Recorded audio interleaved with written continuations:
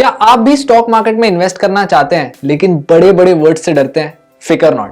Master the market angel one की series यहां होगी हर संडे इन सारे बड़े वर्ड्स को सिंप्लीफाई करने, ताकि आप एक इन्फॉर्म्ड इन्वेस्टमेंट डिसीजन ले सकें। तो चलिए आज के हमारे वीडियो की शुरुआत करते हैं, जो है टेक महिंद्रा की स्टॉक एनालिसिस।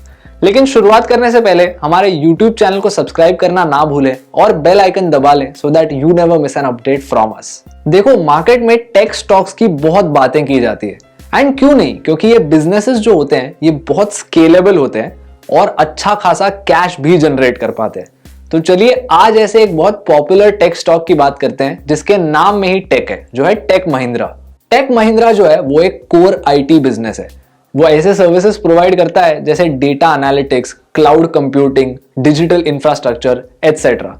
और टेक महिंद्रा जो है वो एक काफी पुराना खिलाड़ी भी है। 1986 में कंपनी शुरू करने के बाद आज इनके पास 1200 से भी ज्यादा क्लाइंट्स हैं। इनके रेवेन्यू का 48% नॉर्थ अमेरिका से आता है, 26% यूरोप से और बाकी का 26% रेस्ट ऑफ वर्ल्ड से।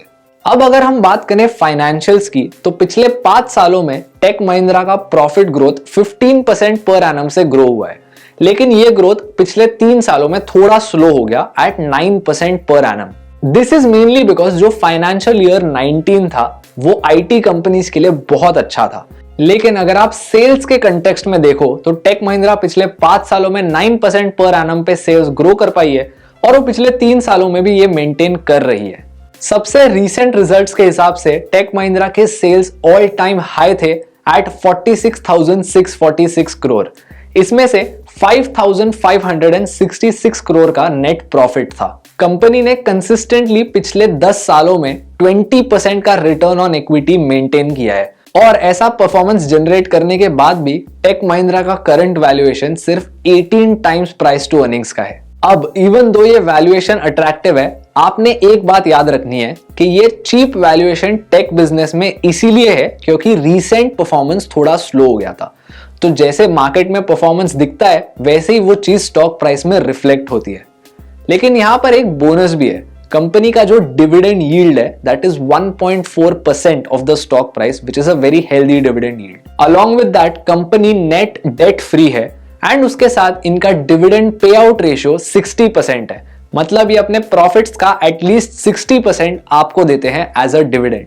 अब एक बात यहां पर नोटिस करना बहुत इंपॉर्टेंट है, वो है 1224 क्लाइंट्स में से जो टॉप 20 क्लाइंट्स है वो 43% लेकर आते हैं इनके रेवेन्यू का।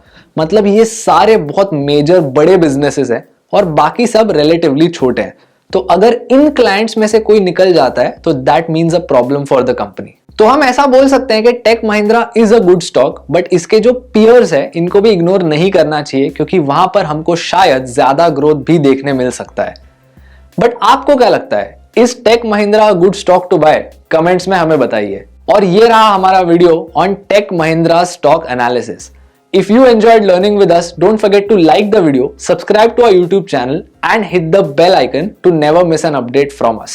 आपको अगले संडे कौन सा वीडियो देखना है ये पिन कमेंट से सेलेक्ट करके हमें बताइए, और तब तक के लिए कीप लर्निंग, कीप इन्वेस्टिंग।